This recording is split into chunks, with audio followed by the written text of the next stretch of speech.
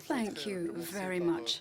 Now, let me start off by warmly thanking Antonio Costa and the whole of his teams for having achieved their presidency with a very successful presidency with many files where significant progress was made in a difficult context, a lot of cooperation between the institutions, and this really does show how the EU can work in a very committed manner, and a very friendly manner as well. So, Antonio, I would like to thank you for your full cooperation. Now, this weekend there's going to be a little football match, a confrontation, but it's going to be hopefully on the sporting front and not a political event. Now, the European Council, as you know, we had to tackle a number of issues, some of them are difficult issues, but we also had one issue which was not on the agenda, but where we had to have a discussion. So I decided to open up a discussion on the LGBTI+, in the context of legislation in Hungary. This was a difficult discussion, and at one point it was rather difficult, I have to say, but it was necessary to talk about this. And it was an emotional issue as well, because it's something which is linked to our beliefs and what we feel and think about one another, and it's linked to fundamental freedom. So that's why this whole discussion was crucial. And it was certainly an opportunity for us to listen to one another, and for the Hungarian Prime Minister to hear what a number of colleagues had to say round the table. I referred to European rule of law, the European project, primacy of European law, and also a démarche from the Commission linked to this situation. And I hope that this conference on the future of Europe will be a useful opportunity for us to take forward these beliefs in terms of our fundamental rights, which are at the very core of our European project. It's a human adventure for us, first and foremost, and it's something which brings us all together. Now, let me have a look at the various points which we discussed. I'll be very brief on some of these because you have seen the conclusions. Antonio Guterres, this was an important moment in order to reaffirm our belief that the multilateral approach is the best way in order to address the global challenges of the world. There's also the occasion to reaffirm the strong partnership between the UN and the EU, and we intend to strengthen this very strong partnership. We had the opportunity to address many topics, some global challenges like climate change, like health, COVID-19, migration, but of course, we had also the opportunity to address some geopolitical challenges. Then we had the opportunity again to discuss COVID-19 and to have an exchange of views about this pandemic we are facing. Three important points very quickly. First one, mobility. How is it possible to coordinate, to cooperate, especially when we face new variants and new mutants? Second topic, international solidarity. We had the opportunity in the past to reaffirm our commitments in order to demonstrate our effective international solidarity. And then the question of the lessons learned based on the report put on the table by the Commission. This is an important, a useful, an interesting, a strong starting point, and with the Slovenian presidency we intend to work on that in order to be able by the end of the year to try to be more concrete. What are the deliverables that we will decide and agree on? Un mot rapidement sur la question de la migration. Let me say something about migration. We didn't have a very lengthy discussion in the room on this topic because it had been prepared by our teams and by ambassadors, so we were able to reach an agreement on operational conclusions very quickly, and we focused mostly on the external dimension for the EU, and we asked the Commission and the High Representative to work on concrete proposals and the identification of priority countries, countries of origin and transit, for which we would use all the instruments we have available at a European level, and also working with member states who are most involved. And then, in the course of our dinner, we looked at certain international issues. Now, Turkey, perhaps Ursula would like to say a little bit more about that. We adopted conclusions on Belarus, on Ethiopia, on the Sahel, on Libya. If there are any questions, of course, we will react to your questions.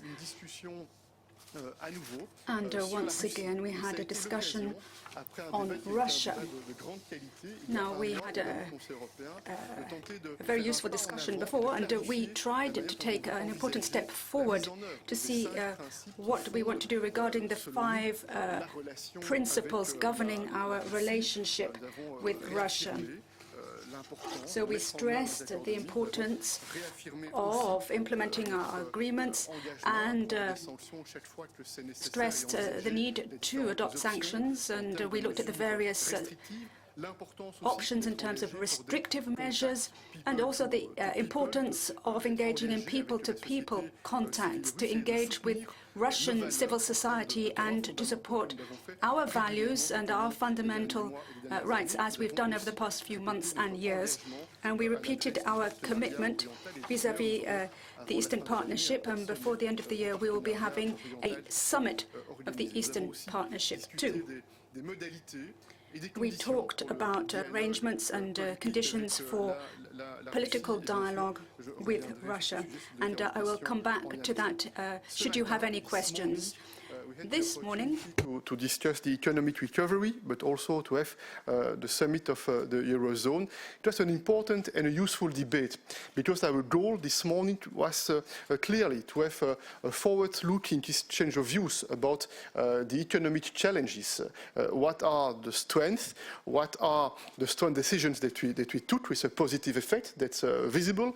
But what are also the topics that we need to address in the next months in order to make sure that we will be strong and it will be able to strengthen our single market on the one hand, but also to strengthen the Eurozone on the other hand. And we had a very good debate. This was the opportunity for all the leaders to express their views, their priorities, with an interesting exchange of views with Pascal Deneuroux and Christine Lagarde.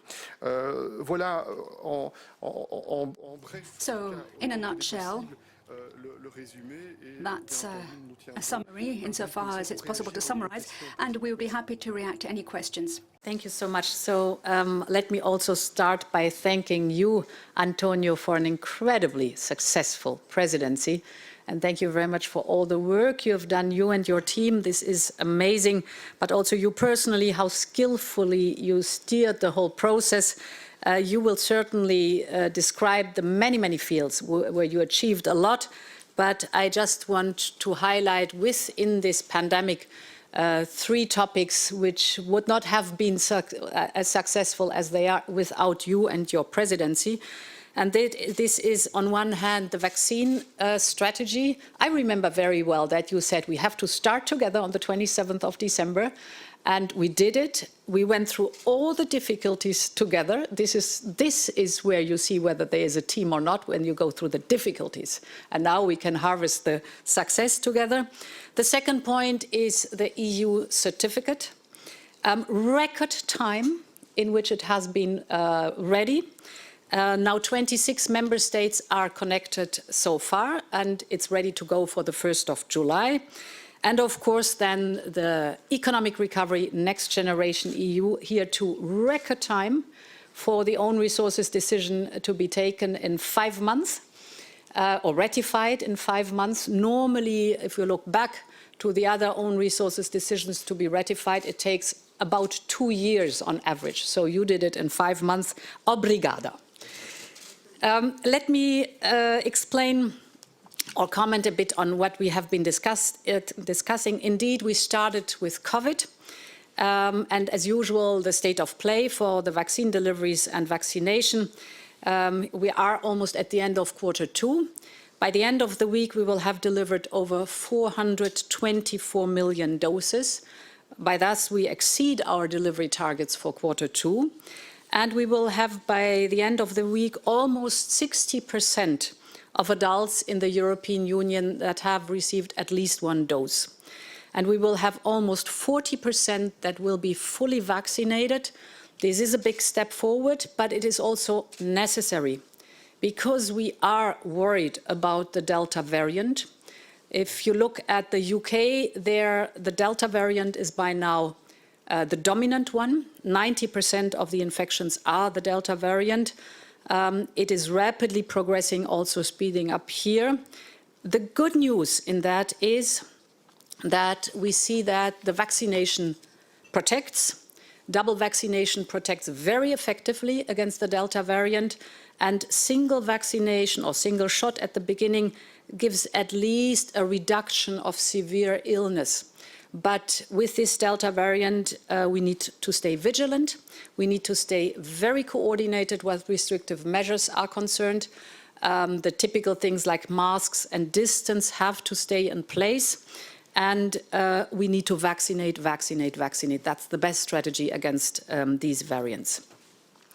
We have looked at the lessons learned, and I will not go in detail because the whole report is there, but leaders came out very supportive of the Commission's proposals, so now we're going to implement what we have seen as weaknesses or where we should step forward together in the health sector. Let me take the topic of today right here because we have looked at the lessons learned from the pandemic, and there we've seen, because we've never had a pandemic before, we had no tools in place, we had no structures in place, it was all ad hoc. That was different on the economic field. We had the experience, the bad experience of the financial crisis a decade ago. And here we had tools in place that we've been using rapidly and swiftly. That is, at the beginning, liquidity for the paralyzed economy through the lockdowns, the general escape clause, the flexibilization of EU funds, the state aid. Almost 3 trillion of liquidity was offered. Then we had the bridging part of 550 billion. One part of it is the shore element with 100 billion. And now the recovery with 750 billion next generation EU. Here we look today at the national plans. We have now 24 national plans submitted. 12 of those are approved. There too, I want to thank you, Antonio, because you have been pushing hard that we are fast. Of course, it is needed in our economies. And yes, till the end of the month and till the end of your presidency, you will have reached your goal that there is a good chunk of plans approved, ready to go. If we look at the plans, they all include a significant subset of country-specific recommendations, that is reforms, and a lot of investment. If we look at our targets, all plans meet or overshoot the target of investing 20% in the digital. The same goes for the green, 37%. At least they meet it. If not, a lot of them overshoot it, and that is good. So we will have an investment of at least 200 billion euros in green measures, just to name a few topics. But there's also a strong investment in the social dimension, so youth employment, childcare, higher education, healthcare, just to name a few topics. It is now for the Council to adopt the plans in the next, or those who are approved in the next 4 weeks. And then we are ready to disperse because we have launched the bond issuance program already last week. It was very successful. We have raised 20 billion euros with a maturity of 10 years, and it was 7 times oversubscribed, which shows the trust and the confidence of the markets in Next Generation EU and in the European Union. Let me move on to the second topic, Turkey. Overall, the relations with Turkey have improved recently. There is a de-escalation in the Eastern Mediterranean. There are talks between Turkey and Greece, and that's a good starting point. But on the other hand, we still see little, if no progress made on Cyprus, and this remains disappointing. We have engaged since March with Turkey in particular on trade and the topic of the Syrian refugees. First on trade, Turkey has taken steps to address some irritants like, for example, the certificates of origin, and we encourage Turkey to do more. On our side, things have moved too. Discussions on the mandate for negotiations on the modernization of the customs unions have restarted in Council, but there is still a lot of work to do. On the topic of Syrian refugees in the region, we have already made clear that we will continue supporting Turkey and other partners in the region like Jordan or Lebanon, which host millions of Syrian refugees. It is now 10 years into the Syrian conflict, and the region still carries the lion's share of the burden. And it is in our collective European interest to protect the refugees and to support their hosts, mainly in these difficult times with COVID and very difficult economic times. Therefore, we always show that we have supported in the past and we plan to support in the future. We plan to allocate an additional €3 billion to support refugees in Turkey until 2024. This money will come entirely from the EU budget, and it will focus more on the socio-economic support to refugees, no more so much on the plain, pure emergency assistance, because these refugees live now since years in the region and they need a perspective for the coming years. And in addition, we will support Turkey to manage migration at its eastern border. At the same time, the Commission will also provide €2.2 billion until 2024 to support Syrian refugees in Jordan and in Lebanon, and we have invited member states to contribute with further funding. Leaders have supported this strategic package. Now we will, as a Commission, work on a legal proposal and put that on the table. The third subject was Russia. Indeed, we agreed on a united, long-term and strategic European approach based on the report that was presented last week. As the report details out, we are right now in a negative spiral and we need to brace for further downturn. So we agreed to push back when Russia targets the European Union and what we stand for, when it violates human rights, to constrain Russia when it attempts to undermine our interests, and we will engage Russia when it is in our interest to do so to achieve our goals, for example, if we talk about climate change or if we talk about public health. We have a position of strength because if you look at the economic relationship, you see that Russia represents less than 5% of goods that are being imported to the European Union. But if you look at the reverse import, the European Union is Russia's biggest trade partner, and we account for more than 37% of the import to Russia. And this imbalance is likely to grow as Russia's economy is built on oil and gas. It's 25% of its GDP, but the world is moving away from fossil fuels and Russia will have to adapt its economy. While in the European Union, with the European Green Deal, we enhance our resilience in going more and more into renewables.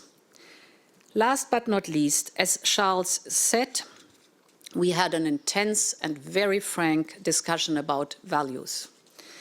This discussion was needed.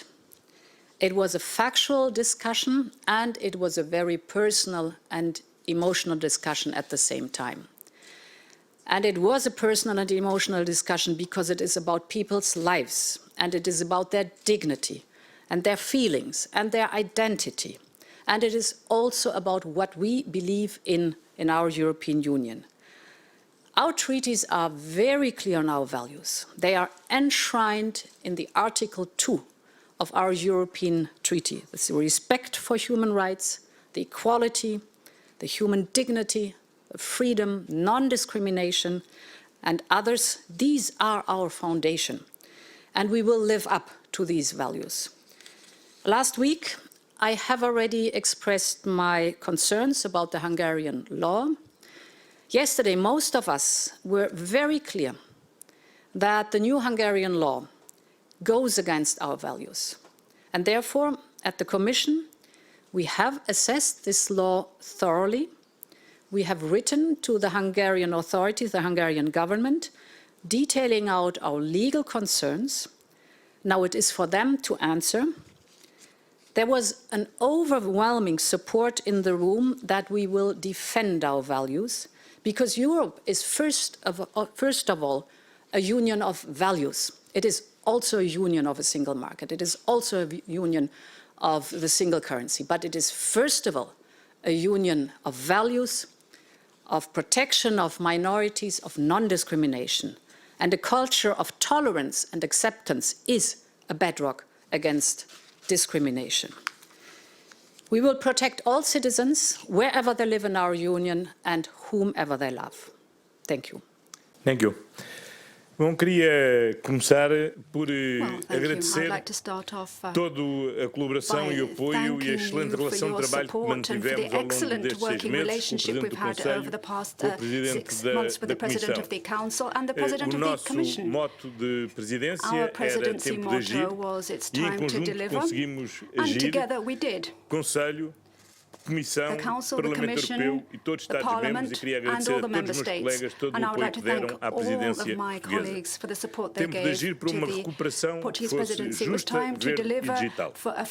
E a recuperação tinha uma pré-condição fundamental, que era o sucesso do plano de vacinação. Houve um trabalho extraordinário feito pela Comissão, e nunca será demais agradecer a Ursula von der Leyen a forma como a Comissão conduziu o processo de aquisição conjunto das vacinas e assegurou um método transparente, justo e equitativo que assegurou o acesso às vacinas por parte de todos os cidadãos europeus, ao mesmo tempo que desenvolvemos um programa de solidariedade internacional, sendo a única região democrática do mundo que mantém os canais abertos à exportação das vacinas que são produzidas na Europa, e como ainda ontem reconheceu o Secretário-Geral das Nações Unidas, a União Europeia é o maior doador para o mecanismo COVAX, que assegura a distribuição das vacinas em todo o mundo. Foi também, por outro lado, 6 meses de trabalho muito intenso para concretizar algo que foi uma das respostas mais fortes que a União Europeia deu a esta crise, a necessidade de termos o Next Generation EU. Ao longo destes meses foi possível obter a ratificação em todos os Estados-membros, em todos os Parlamentos nacionais, da decisão que permitiu à Comissão Europeia ir aos mercados. A Comissão Europeia já foi aos mercados com um resultado muito bom e que demonstrou bem como o custo financeiro da emissão da dívida por parte da Comissão Europeia seria muito menor do que se tivesse sido pelos 27 Estados-membros. 24 países já apresentaram os seus planos nacionais de recuperação e resiliência, 12 já têm luz verde da Comissão Europeia, e na articulação que temos estabelecido com a próxima presidência eslovena, no próximo dia 13 de julho, o Ecofin estará em condições de apreciar e espero aprovar estes 12 primeiros planos.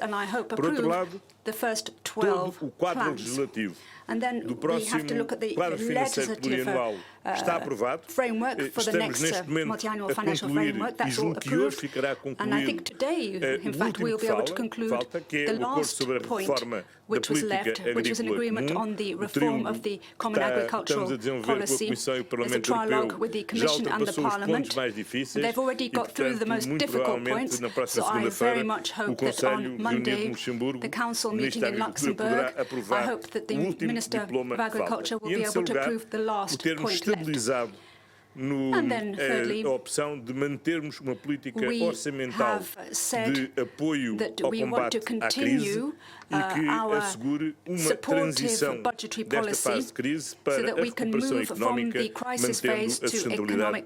mantendo a sustentabilidade das nossas finanças públicas. Recuperação que deve ser justa e por isso a prioridade que demos ao desenvolvimento do pilar social da União Europeia, que teve na Cimeira Social do Porto marco muito importante.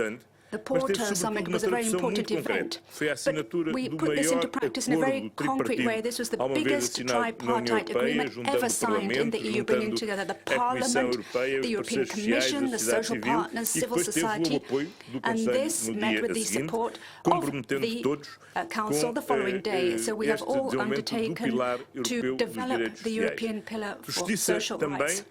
Justice as well.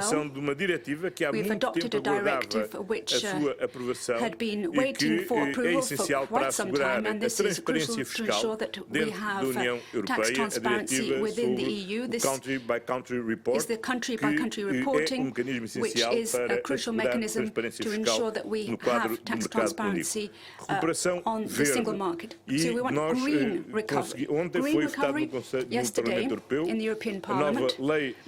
We have a new climate law which was voted through in record time, by the way, and that has meant we are the first continent which has a global commitment to carbon neutrality by 2050, and this is opening the door to the Commission for them to present their Fit for 55 programme that will be in July, so that we can have a 55% reduction of CO2 emissions by 2030 in net terms.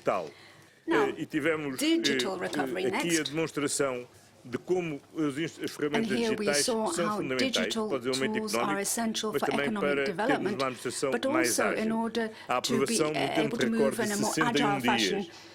Record time for our digital certificate. In just 61 days, we managed to get this adopted. It means that we will be able to reintroduce free movement in the EU in a safe way. It will be less bureaucratic, and it means that the administrations of all member states will be interlinked with the Commission. And this is a major achievement, and I hope that this can really show how digital tools can be very important in giving a boost to our long-term economic recovery.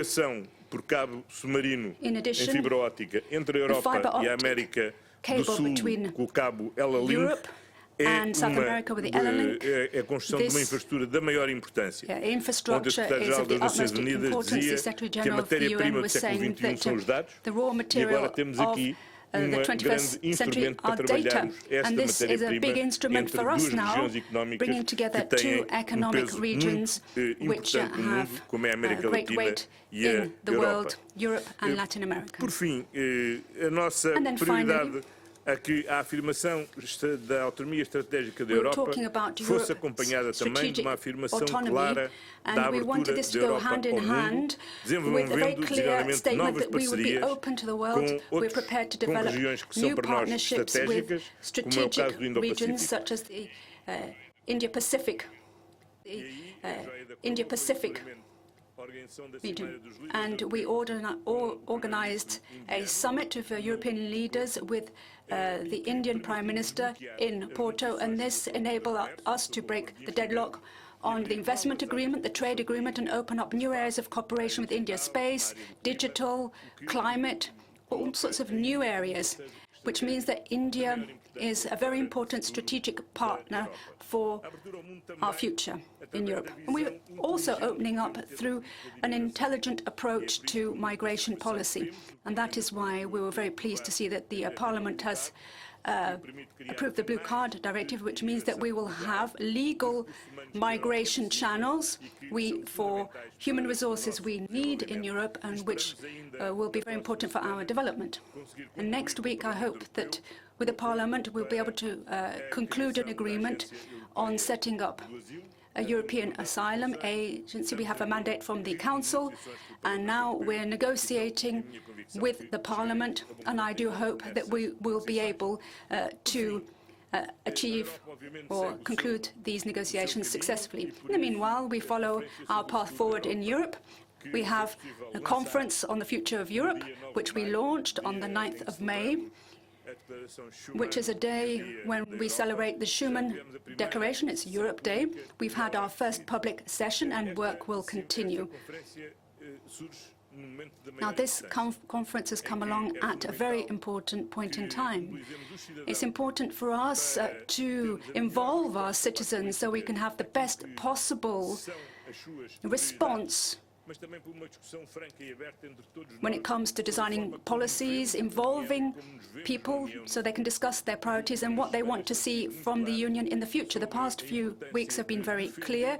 We've seen the importance of defending the fundamental values of the European Union. We have instruments such as the European Public Prosecutor's Office. This is a guarantee to ensure that we respect the rule of law when it comes to protecting the interests, the financial interests of the European Union, for example.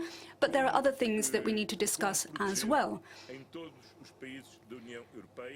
That is, how do we protect the values we have in Article 2 of the treaty? How do we make sure that this is respected in all countries? It's not about an internal market or single currency or customs union. This is a community of values. And we can only be together in this union if we share the same values, we defend the same values, and ensure that all of our citizens have the right to exercise their rights in accordance with these values. So, 6 months of hard work have gone by, and they're coming to an end now, and we're leaving the door open for continuity for the next presidencies to take over, starting off with the Slovenian presidency. So, once again, de toute la coopération qu'on a eue pendant ces 6 mois. Ursula, thank you very much for our I'd like to thank you very much for the cooperation over the past 6 months. Cooperation and work together. We stay as a team. Yes. Is for Susanna Freshes, Espresso. Thank you. First question on Russia. We see that there was no consensus for a summit with Mr. Putin. Nevertheless, this was discussed. Why was it so important to have this kind of summits? What are the advantages? Is it because the communication as it is now is not enough? And for instance, President Misel, you spoke to Mr. Putin twice since March. Was it not fruitful? Are not phone calls enough? So actually, do you think in the near future we will have such a kind of summit? And on variants of concern, I would like to ask, what does it mean coordination in practice? Because recommendations are there. We also have a white list. Our countries like Portugal, Spain, Greece, changing their position vis-à-vis the UK. Para o Sr. Primeiro-Ministro português. For you, Prime Minister, what are you going to do vis-à-vis the UK? Are you going to stick to the current Portuguese rules, or are you going to change the restrictions for those coming in from the UK? Thank you. Merci. Peut-être d'abord un mot sur la... Thank you. Perhaps I could start by saying something about Russia. Could I just repeat that we had a very in-depth debate yesterday evening, and that serves as the basis in order to try to clarify, based on unity and the strength of unity, the principles on which we want our relations with Russia to be based. And I repeated once again that we strongly condemn the disruptive and illegal activities by Russia, and we reaffirmed once again that our sole aim will be the 5 principles, but we did feel, as part of the debate a month ago, that we can't simply respond whenever we are attacked or provoked. Rather, we must our aim must be to react more strongly in order to defend our values and our interests, and in order to provide more operational content to those 5 principles. And that's what we did at the meeting we had yesterday evening. Now, what are those commitments? First of all, to repeat that the implementation of the Minsk agreements is a fundamental condition in order to allow for a possible change of stance on the part of the European Union vis-à-vis Russia. Secondly, we feel that we need to be committed not just in the form of words and statements, but in the form of acts as well, to support the robust institutions in the Eastern Partnership and to enhance the cooperation capacity between the European Union and those countries.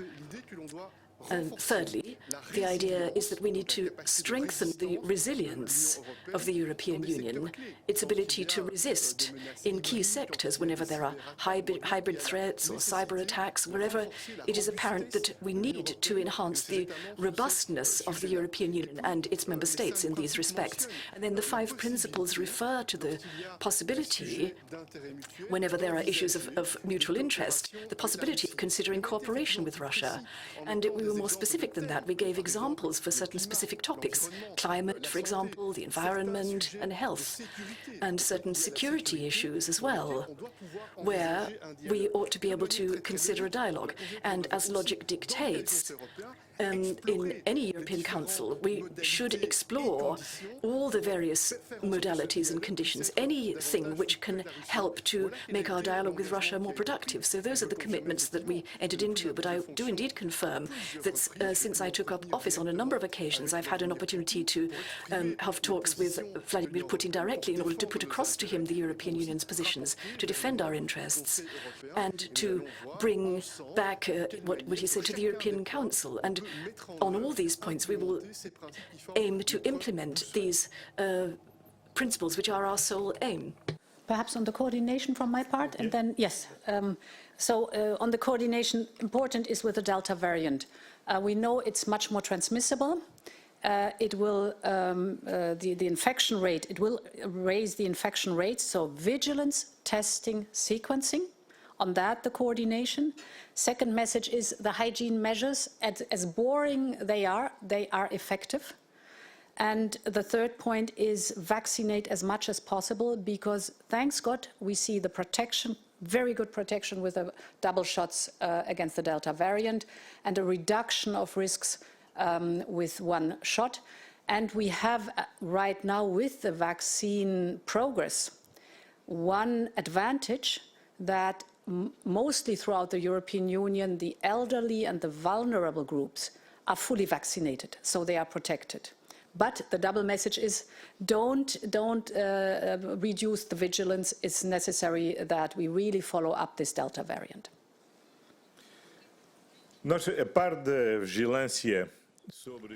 Well, we have to remain vigilant vis-à-vis these variants.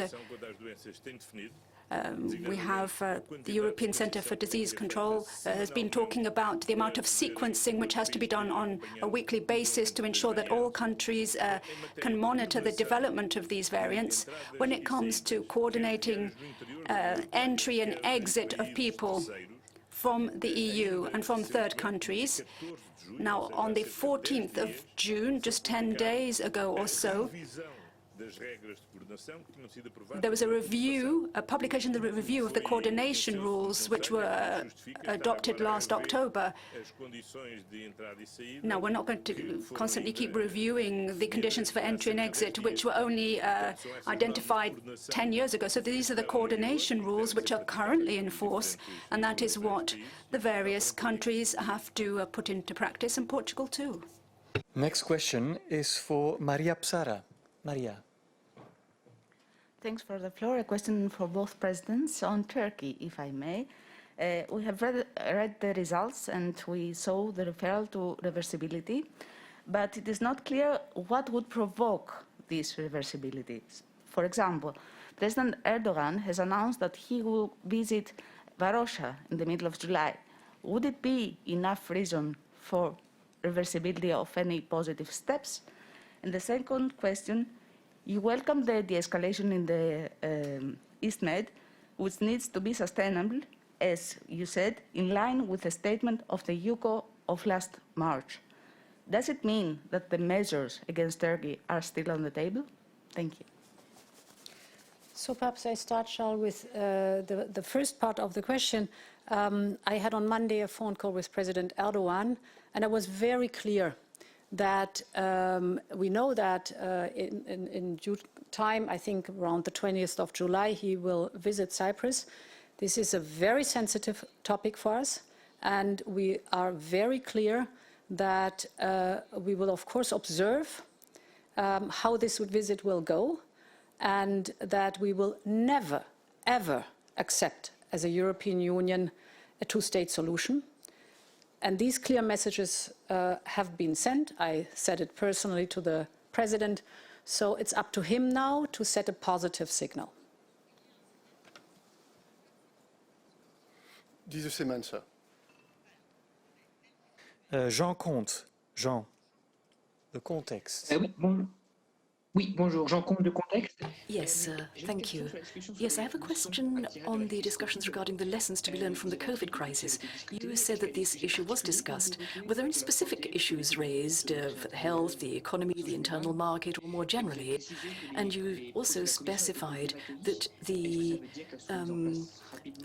well, I'm wondering whether you said that these measures were received, and I'm thinking in terms of the Commission's proposals for epidemiological measures. I'm wondering whether these are likely to get the green light in the near future. Go I'm still listening. Go ahead, and then I compliment. C'était effectivement. Well, yes. Yes, this is something that the European Council was calling for a few months ago. The Council was asking the Commission to present a first document on the lessons to be learned from the pandemic, and the discussion focused mainly on aspects regarding health, the crisis situations, and the way in which we can learn lessons in order to work together and coordinate more quickly and more effectively, more efficiently. And there is indeed the resolve to take action quickly, and in fact this will be one of the Slovenian presidency's priorities, and that will be launched formally this evening in Slovenia, the aim being that by the end of the year, at European Council level, we should come back to this issue in order to provide the necessary impetus so that we can make progress and take more formal decisions on this matter. A lessons learned report presented by the Commission on health. Explicitly, we said this is the first look at it. There will certainly be, at the end of the pandemic, we are not out of the woods yet, there needs to be a second look at that. It was explicitly not on the economic part because this should be done in a different environment. And the topics are, you know, the 10 lessons learned in the Council, in the Commission's recommendations.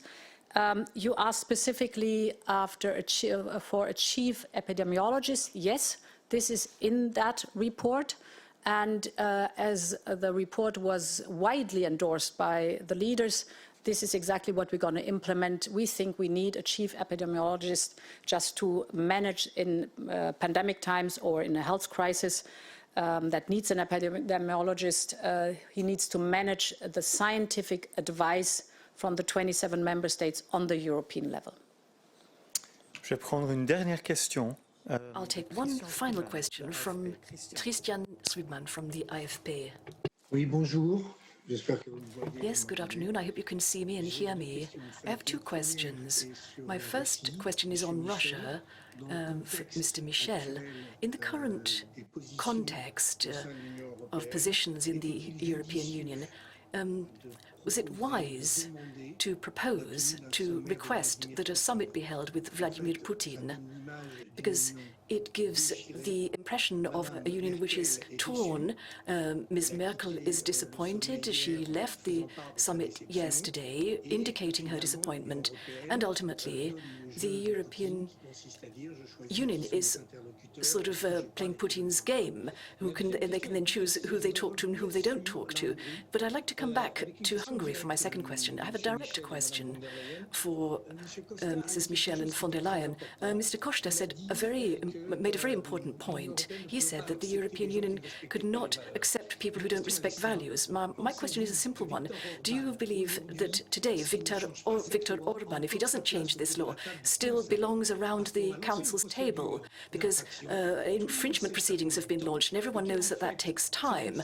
And in fact, he's been given a sort of victory, a win, which all the populists throughout the EU will avail themselves of.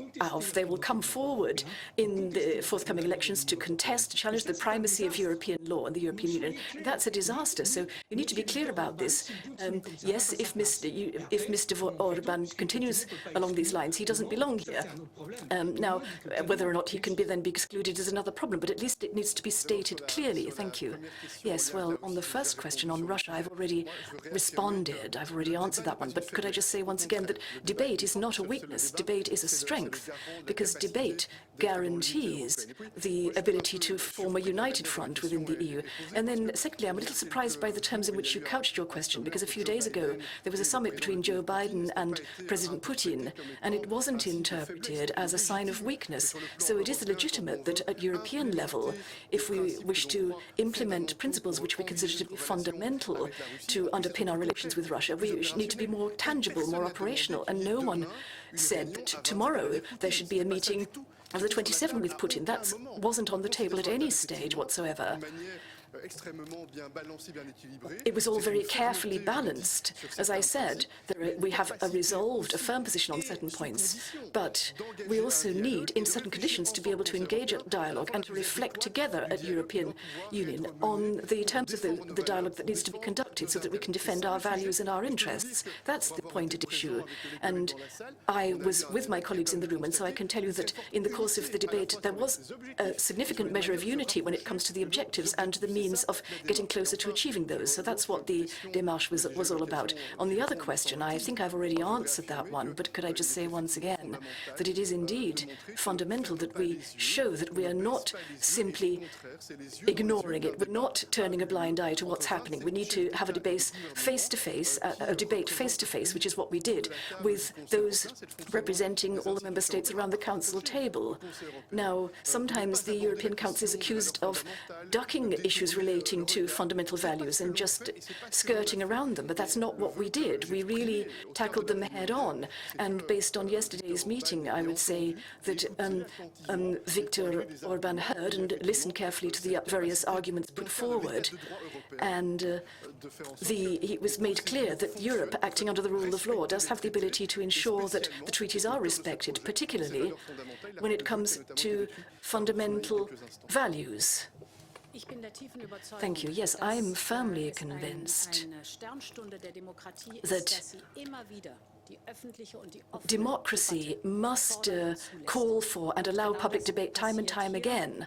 That's one of its main features. We must constantly try to do that. We need to fight for that. We need to engage in these debates in order to ensure that we don't keep silent when the values underpinning our European Union are at stake, but rather we want to ensure that the best arguments are put forward. And I'm strongly convinced that if we wish to maintain the rule of law, if we set store by it, then we need to apply the rule of law. Whenever we have disputes, we can't simply leave aside the rule of law and say, oh, well, it doesn't suit us, then we're not going to embark on rule of law procedures as per the infringement proceedings, but rather we will simply draw a veil over what's happening. No. We have to avail ourselves of the mechanisms afforded by the rule of law if that's what we want to abide by. And you asked us about the next steps. Now, I've sent a letter and we are awaiting an answer from Hungary, and there are further steps that can then be taken. At this point, I would say that the procedure is open, and the outcome is open because it depends on how Hungary reacts. That will determine the shape of the future. Mr. President and Mr. Prime Minister, this concludes our press conference for today. May I please invite you to check our website to have a look at the indicative leaders agenda. Thank you and see you soon. Bye-bye.